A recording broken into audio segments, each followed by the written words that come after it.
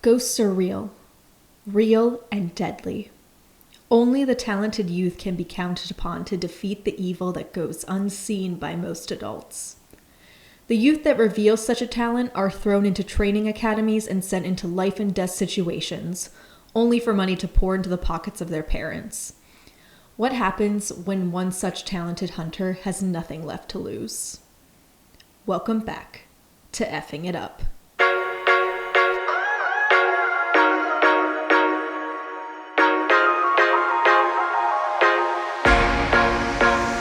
Welcome back, Feral listeners. We are almost at the end of season 2.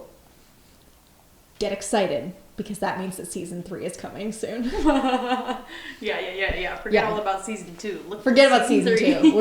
We're not in the moment. We're not in the present. We're looking towards the future. In Maya and Lorelle's therapy, quick and dirty therapy. We do not advise living in the moment. We do not advise living in the moment. Absolutely not. Dwell on the past. Obsess about the future. Don't worry about the here and now.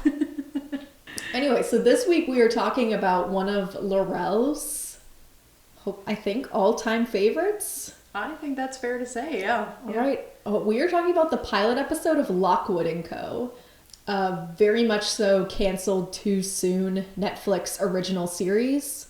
I'm going to do a quick summary that I stole from Wikipedia just to read over it, just for anybody who might not know what Lockwood and Co. is about. Lockwood & Co. is a young adult supernatural thriller based on the books by Jonathan Stroud.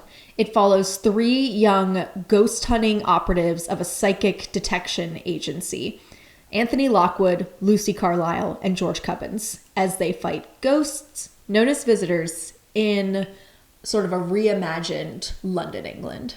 What is George's name different in the TV show? No, it's George.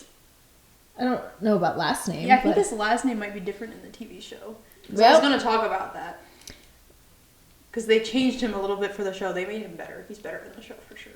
I was like, well, I might have done that wrong. No, that was amazing. That was beautiful. Thank you. Yeah.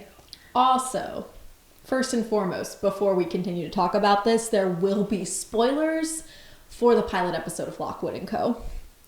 There's only 8 episodes that you can enjoy and have spoiled for you, but whatever. I know, right? Why wouldn't Netflix want to cancel one of their highest performing shows, one of their most original shows? Exactly. And then just come in with Dead Boy Detectives immediately after canceling Lockwood and Co. and expect you to just watch that instead. Mm-hmm. I will never forget Netflix. They've gone too far this time, Maya. Would you like me to talk about what I liked? Yeah, I'm so excited to hear what you thought of it. Well, first off, as I was watching it, I said I already like this more than Supernatural. Oh, well, it's better. Definitely better. I thought it was spooky, and I kind of walked away being like, oh, I feel like it's been a really long time since I watched something that engaged me this much. Yeah, it's like immediately you can tell it has an identity of its own. Yeah. Like it's very British in ways that I don't think I can articulate, but that show could not have been made by Americans. I was literally going to say it's very British. Yeah, in a good way this time. Yeah. I'll put down my weird thing against the English that is not even a real thing. It's just a podcast personality. It's just Lorelle's ethnocentrism finally healing itself. Finally. Maya's using big words that I don't know what they mean, but I can tell she's right. When you talk about it being kind of spooky, it's definitely on the verge of like how spooky I think I can handle. Yeah. The screaming, the ghosts screaming into the camera is a little... I was like, okay. It's when I hide under my blankets while I'm watching the show. I was like, this is horrifying in a very fun way. Exactly. It's scary in a fun way. Yeah. Because you feel good about it. It's like, the main trio are gonna survive. Yeah. They're gonna be okay. Yeah. Maybe not fine, but okay. Psychologically damaged beyond belief, but... Psychologically ruined. Can we jump into characters right away? We can jump into characters right away. Is there anything else you want to say about the plot before we move into characters? Well, I do have stuff I want to say about the plot, but I think it might fit more into the random category. Okay, then we'll just skip down to characters and start yapping. So obviously we're just going to talk about the main thrry, right? I think so, yeah. Okay. Because that's all you know in the pilot episode. All right. So shall we start with Lucy? Yeah. I mostly said I was like, I just love this over serious young lady. I was like, she's serious for a very good reason, but like everything with her is as serious as a funeral, and I really enjoy it. I mean, funerals are really what bring her to her job, so it makes sense. Yeah. I was like, I don't think she's, apart from the one time she and her friend, like Nori, are drinking vodka, I don't think she's ever had fun in her life. Yeah, but, right. And I really like her. Which is why George and Lockwood are so good for her. Yeah. They're also very, like, grown up in their own way, but they're sillier than she is. Yes. I was going to say, tell me your opinions about Lucy. I love Lucy so much. Often when you have, like, the serious main character, they're kind of boring, but she's not boring in the least. She's so compelling, and I didn't know the actress before I watched this show, but she has a way of delivering the lines that is just, like, like when she and George are having that little spat at her interview, and she's like, come over here and I'll show you how feisty I am. Mm-hmm. And he's like, maybe I will. And she's like, I don't see you moving. And he's like, well, it's a deep armchair. You want to get out. And she's like, I'll wait. And she eats her cookie. And just like the whole exchange. Yeah. It's funny, but like the way the actors portray it is just, it really elevates it so much. Because I'm pretty sure most of that dialogue was taken directly from the book. Yeah. And it's funny in the book, but when they say it, it's just like oozing with character. They're also good. Yeah. I feel like Lucy could have easily been like, I feel like ever since Harry Potter, they've been doing the 2 males in a trio and the 1 female character, and the 1 female character can get messed up so easily. Mm-hmm. Like, yes, Hermione Granger has a life of her own, but a lot of times it's like the serious killjoy, like Katara in the Ember Island Players episode is what they will do with the 3rd character.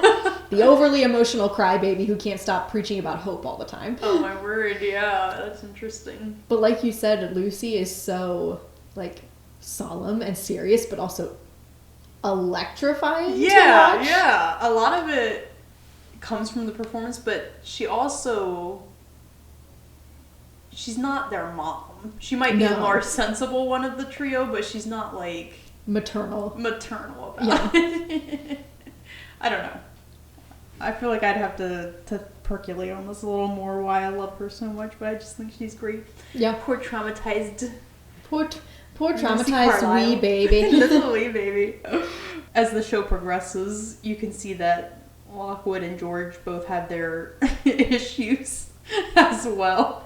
And Lucy, she kind of comes into it being the one who's like running away from her past. But ultimately is often the voice of reason. I love her. Yeah. I just love her. So do we talk George then? Yeah, let's talk George. I really went above and beyond with my notes. I cannot wait. No. I mean, like, literally, I was just like, what a little shit. I was like, said is the highest compliment. Exactly. He's my favorite. I should have known. I should have known. I mean, it's a toss-up because I love all 3 of them, but George just... He's also, like, he's very grounded. He's not just, like, he's not just the punchline comedy relief character. Yes. Like... And that's where I think he differs from the book, because in the book I think he was... I never finished the book, I should say that. I started it. Okay. And the book was good, I just lost interest because I have a terrible attention span. But he's more of a comedic character in the books, I think. Okay. Like, the books characterize him as, like, unlikable and knowledgeable and fat. And they're like, oh, he's fat. He's fat! Whoa! And by the way, he's fat! That's like every single line of description about him is, he's fat! That's like, okay, we get it. That's a character trait? We get it, Mr. Stroud. You can stop writing about. We get it. But yeah, I love George so much in this show. I guess Jonathan Stroud was working through some seems like internalized trauma. I think he went into it with the like perspective of like it's a children's book and this is funny. Yeah. Or alternatively, he was a fat kid. Maybe. I mean, George is probably the smartest of the three, so yeah. Maybe he was like, well, at least he's smart. Maybe that was it. That's what I say anytime I see someone not fitting into traditional Western beauty standards. I go, at least they're smart. Thank God for that. Thank goodness they have a redeeming quality. This is sarcasm, by the way. I love George. I know I keep saying that, but you're right. He's just a little snot and he's so funny. Just a little snot, a little prick. A little prick. A little twat. Exactly. All the British words. All the British words. He is literally every British word. That's George. Oh, man. Okay. Do you have anything else to say about George? No. Here's the problem. Yeah. Here's going to be the main problem with this episode. Uh-oh. I enjoyed it. Oh, no. So... Oh, okay. I thought you were leading up to a but. No. I enjoyed it, so my notes are... just smiley faces. Yeah. I came into this very footloose and fancy-free note-wise as well. I actually didn't have any notes when we started, and I jotted some down while you were recording your intro. It's a little sparse. I did... It's like the Charlie Brown Christmas tree of notes. Don't know what that means, but I'm guessing it means sparse. You're very funny. I am very funny. And you make references that the kids will get. We hope. Did you watch the second episode? I didn't, but I wanted to. I think Lockwood & Co. is one of the shows that has the most enticing episode endings that I've seen in a while. Mm-hmm. Like, it's very hard not to just watch the next episode. Like, whatever they were doing with that show, I would say everyone should take notes, but I don't know what it was that they were doing. Yeah. It was magic. Pure magic. Here's the thing. I would have watched the second episode. I finished the first episode while I was at work on my break. So I would... Ideal watching conditions. I would have watched the second one if I had been home. I have seen the first episode several times now, because I watched it a couple times through by myself, and I watched it a couple times with siblings. Mm-hmm. I forget where I was going with that. It's been a really long... I've been up since 4 a.m. What time did you get up this morning? Not 4 a.m. I'm so sorry if this episode is like what very disjointed. Why were you awake at 4 a.m.? I was working. I had to go to work. You to open? Well, yeah. Well, it was open when I got there. I literally don't even know what time we opened. Hang on. I got there at 5:45. Holy shit, Lorelle. Yeah. This is very important Googling that we're doing. Oh my gosh, they open at 5 a.m.? I know. Who needs to be open that early? They open 4:30? On weekday? That is... Who needs that? That is disrespectful. It's disrespectful. And I drank an energy drink on the way over here because I was like, I'm gonna pick it up. But I think it just made me more...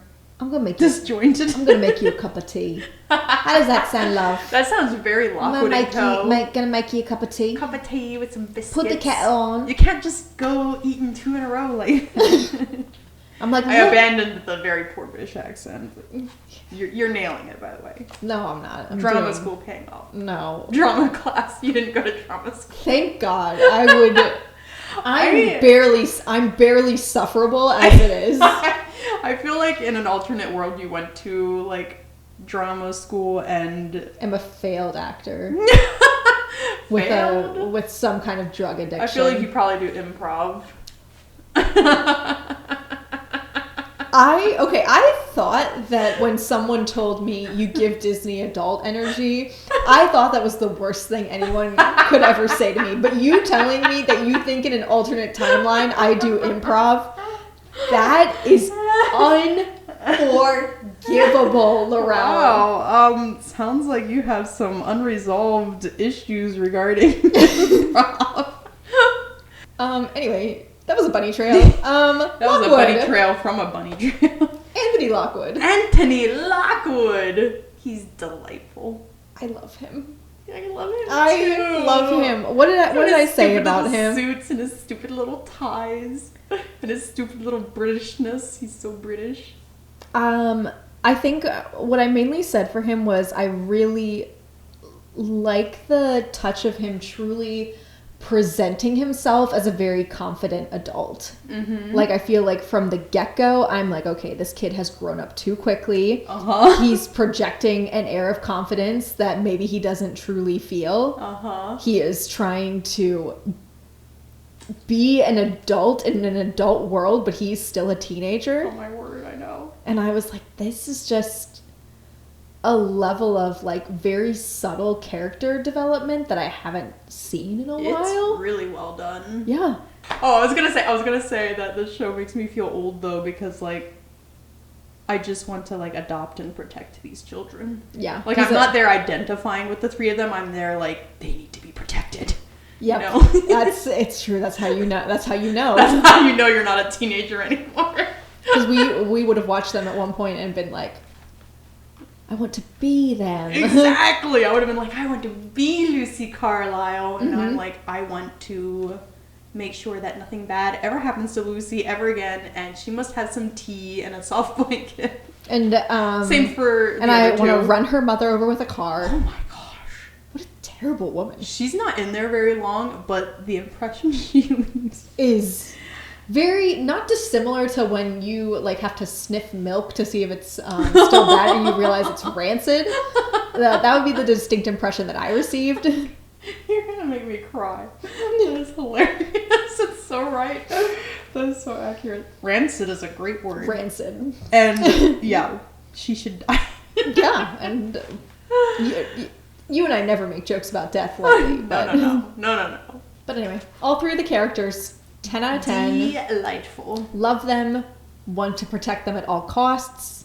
So far, every adult in that world is a villain and nothing other than a villain, which is kind of fun. Like, it is kind of fun. Yeah. Apart from like a series of unfortunate events, you don't get the show where like all the adults suck as often anymore. And sometimes there's it always is like fun. some trustworthy adult. Yeah. You know, who cares about trustworthy adults? No. We're not to be trusted. Throw them out with the trash. Yeah, throw us all away. All into the garbage bin with all of us. Are you ready to talk atmosphere? Yes. Would you like to take this one, or would you like me to kick it off for you? Whatever you want. I'm looking at your notes and thinking that maybe I should start and get I'll let you springboard. I do have an exclamation point here in my notes. That's promising. Perfect. Yeah, why don't you don't you just I did start out by saying, for the atmosphere, the vibes are immaculate. I realize I sound like a broken record. But as I was watching it, I was like, that's just our brand. Oh my gosh, this ticks every single one of Lorelle's boxes. You sound right. I was like, we've got the found family, we've got the kind of like talented misfits, we've got the cozy house with multiple levels and weird little nooks and crannies. Oh my gosh, I want to live in their house so much. Mismatched furniture. Yes, like so tactile. Oh man, even their basement has multiple parts to it. And you know what? I get it. I did love it. It felt like it's kind of like that same magic as when you would read like kind of old storybooks and it would be like a little mouse house that has like furniture made out of buttons or something, and you're just like, oh, I just want to dive in there. Jonathan Stroud, the author of the books, had talked about how important it was for him to have like a place where the team is safe. Like they go out there and they fight ghosts out in the scary world or whatever, but then they have their sanctuary and it's very warm and cozy and they have tea and stuff like that. And I thought that was just that's beautiful. Yeah, it's beautiful. That might actually make me cry. I know. I was like, these poor traumatized youths. They deserve to have a house, a place where they feel safe, a sanctuary. Oh, I love it. And whoever did the set design and the coloring, the lighting, they knew what they were doing. They knew what they were doing. I love every single thing about the atmosphere of this show, like from the weird salt lights to the way that they like have their chains and their iron filling circles, and like just the swords or rapiers, I guess. Yeah. Just everything. The stupid costumes. Lucy's clothes, they're so fun. Yeah. Last night I was watching Practical Magic, the 1998 movie with Sandra Bullock and Nicole Kidman. It's about two witches who live with their aunts. Getting in the spooky season. In the spooky season. Mood are you? Yeah. They live in this old Victorian house on like a coastline in New England. Ooh. And there's like cats in the house, and they have midnight margarita night. That sounds kind of delightful. I was like, this also kind of ticks some of Lorelle's boxes. Maybe I'll just make a note. You might want to make a note of that. That sounds fun. But I was thinking as I was watching it, I was like looking at the lighting in that movie, and I was like there's just beautiful, like bright colors. I love like colors. So they were using blues, and like they used neon in some some parts of the movie to like do backlighting, and the rest of the movie is like a lot of like these warm golden glows. And I got that when I was watching Lockwood and Co. Because there was so much. Me on this other one.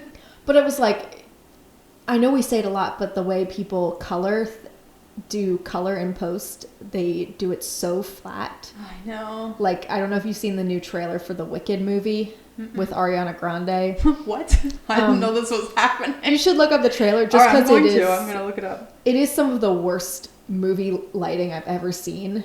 That's bizarre, because I thought like nowadays Hollywood spends all their money on lighting. Like every movie almost looks lit the same now. Yeah. They're all lit like a Marvel movie. Yeah, like beige lighting. Well, but I don't even mean the beige. Like I feel like that's more of a.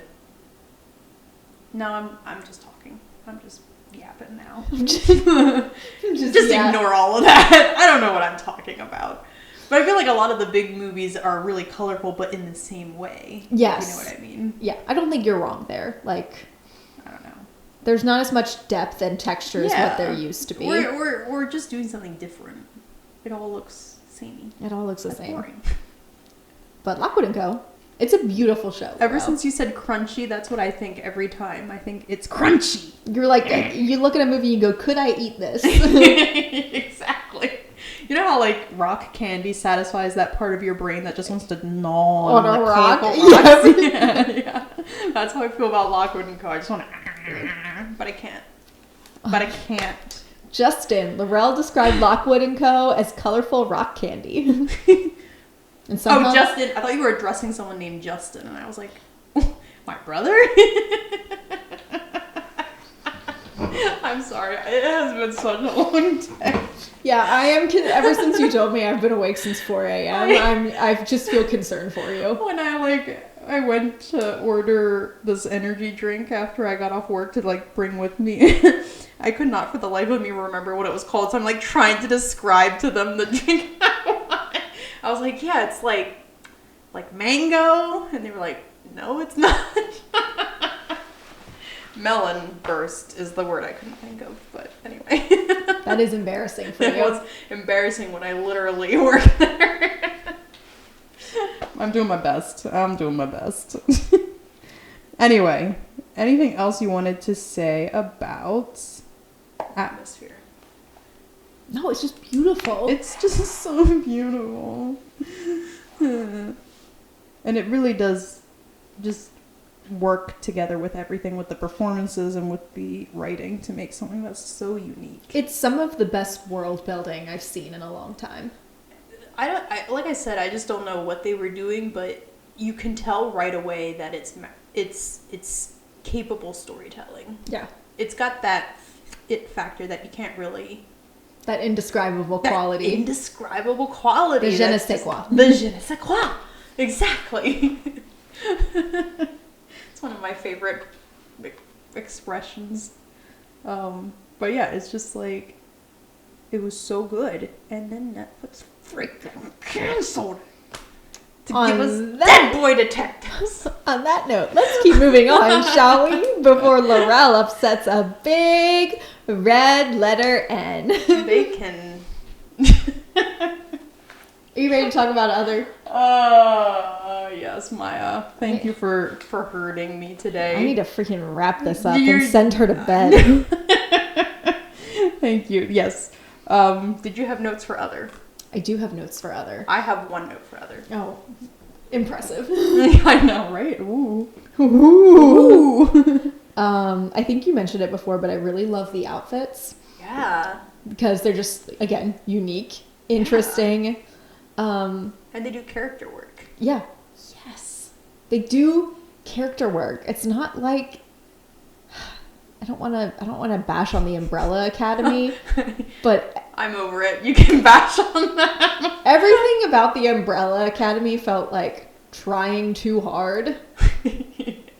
Like Lockwood and Co. felt so effortless. I know. What because it felt like a unified vision. It did feel like a unified vision, yeah. Everybody working on it in every department was on the exact same page of what the show was and what they wanted it to be. This is not related to what you were just saying, really, but like the way the actors have chemistry. I don't. Mm-hmm. It's really another je ne sais quoi thing, but like you could tell. You can tell. I just watched the pilot episode of The Badlands or whatever. Have you seen that? The zero chemistry. Oh, that's it's unfortunate. Just like tough. It's like a hard watch. You're like, there's one guy who oozes charisma, and he's like the bad guy. Like, you're great. Everyone else is just that sounds about right. I know. I was like, why is this guy so much better than everyone? Anyway, this isn't that. Because like, evil is fun. You're right. But like for such young actors, too. Well, I guess I don't know how young they are, but they're younger than early 20s. Yeah, at the latest. Yeah, I was just impressed by like how much chemistry they have together. Do you want to hear my last note? Mm-hmm. I really loved that they featured music by Bauhaus. I don't know who that is, but I did like the songs. Bauhaus were an English rock band formed in Northampton in 1978. Known for their dark image and gloomy sound, Bauhaus are one of the pioneers of Gothic rock, although they mix many genres including dub, glam rock, psychedelia, and funk. And I only knew about them because my dad knew about them, and he had recommended one of their songs to me a while ago, and it's called Bela Lugosi is Dead. Okay, I can see why they match vibes. It just felt, it felt so appropriate. I was like, okay, there's the hidden messaging, even just through the soundtrack and the music that they're picking. And she had a Bauhaus poster on her wall in the one scene. Oh, that's so cool. And I was like, it was just a fun little Easter egg. That's something else we didn't talk about, like, for the atmosphere of the show is the way that they kind of blend reality with fantasy. Yeah. Because it's like they have some technology that we have, but it's also not to the same level that we have. Yeah. So that's interesting too. Like Bauhaus exists in their world. What? Yeah. A bunch of other things don't, but thank God Bauhaus exists. At least Bauhaus is there. Maybe it's not such a bad reality after all. Yeah, but I wonder like what their cutoff for technology was, because they have there is digital technology at times. Yeah. And it doesn't feel out of place either, but it is like retro digital. Mm-hmm. That's cool. You want to hear my note? I would love to hear your note. It's actually more of a question. Well, it is a question for you. Okay.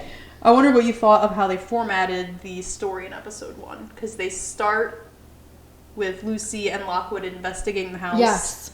And then they flash back to Lucy's past and how how she meets the team, and then at the very end of the episode they flash forward again and end it there. I actually loved it. Okay. Yeah. It was kind of a risky move, I thought. It's a risky move, but I felt like I actually needed it to be invested in the characters. I think they wanted you to see the ghost straight away, and then, it was a good place to introduce the world. Mm-hmm. I wasn't sure if I liked it better that way or not, but I personally thought it worked great, and it kept me invested, because if they had done the thing where they just did it in pieces, I feel like I would have been more frustrated. Yeah. If that makes sense. Well, I think it also the way that it shows Lucy and Lockwood on good terms. Mm-hmm. They're already companionable, comrade-ic. Yeah. I saw that look on your face. You were like, she's struggling. Maya was like, medicate her. But like the bit where Lucy's like, Lockwood, and he's like distracted, and she's like, it's urgent, and he's like doing his own thing, and then he finally comes out and he's like, something about making contact with the dead, and Lucy's like, I was too busy trying to make contact with the living. Some of the lines are just great, just little moments. I feel like I'm all over the place today. No, you're doing great, but because again, it's so good, the notes are shorter. Yeah. Which actually brings us to... Yeah. Does the show pass or fail? Alright, hang on. Okay. 3, 2, 1, pass. Pass. Hands down, pass. I mean, there wasn't a lot of tension in that one. Sometimes I'm surprised by whether you give it a pass or not. Yeah. Like, I remember when we watched that, we kind of dissed, and then Breaking we both Bad. gave... Was that what it was? No, it was one that we both gave it. Maybe it was Breaking Bad. Sometimes I'm surprised. Sometimes you're surprised that my brain is still functioning. Sometimes I'm surprised that my brain is still functioning. But yeah, yes. Do you need to let out any Netflix rants before I wrap it up? No, because every single time I see Dead Boys Detectives advertised on Netflix, I let out my rant. So it's been an ongoing catharsis. I will literally never watch that show. It might be a show that I would like, but I will never watch it because they canceled Lockwood & Co. and then came out with that. And I'm like, you had Lockwood & Co. You had Lockwood & Co. Yeah. Let it out, girl. Down with Netflix. Down with Netflix. I've had it. It's the last straw. They've canceled too many shows. We're going to send Mickey after you, Netflix. Yes. No. That's the... Do we want... No, because I do not want to send Mickey after Netflix because I don't respect Disney any more than I respect Netflix. Not only did they cancel the Mysterious Benedict Society, they took it off of their platform. It's an original Disney Plus show. You can't watch it anywhere. Another great show with a unique identity. Killed too young. Never mind. I'm so sorry. There's no helping Lorelle at this moment. Down with streaming. Down with streaming. Let's go back to cable television. It's time to go back to VHS. It's the only way I will watch things anymore. Make me snort all over my hand. From now on, we're only releasing our podcasts on VCR tapes. VHS tapes. VCR is the machine, VHS is the tape. Okay. Just, Anyway, Lorelle and I would both highly recommend that you check out Lockwood & Co. Maybe, against all odds, we could somehow get Netflix to bring it back. It's doubtful, but if you feel led to watch it, it's definitely one that we recommend. It's very good, very spooky, perfect for the season that we're in. Yeah. It's almost like we did that on purpose. I just noticed you're wearing orange. I mean, this is going to be in black and white, so no one. And I'm wearing purple, so I could be like a grape, I guess. Spooky, scary skeletons. But anyway, guys, thanks for joining us. One more episode to go, then we're wrapping season 2 and moving on to the next one. I will be posting, hopefully I've already posted it, about reboots that you want to see for season 3, season of reboots. Start hashtagging it now, whatever the kids are doing. So much material. I am so dead inside. Hollywood releases one more reboot. You might. I'm rebooting this timeline. A la Loki. I'm rebooting myself. Maybe that is what I need. I just need to reboot. Yeah, take your brain out. Take my brain out. Run it under cold water. Turn it off and on again. Yeah, put it back in. Put it back in. Yeah. It's like, it just needs a new filter. Yes. Gotta clean all the juices. On that note, guys, thanks for joining us. And as always, keep it feral. I love it. You'd think after 2 seasons we'd be better at that by now. But I think that was perfect. What are you talking about? It's better. Thank you for listening to another episode of Effing It Up. If you're enjoying these episodes, please like and subscribe. You can follow us on Instagram at _effingitup_ or on our YouTube channel where we post the video format of our show. If you have content that you want us to cover, we want to hear about it. Feel free to DM us on Instagram or leave us a comment on our YouTube channel. Thank you again.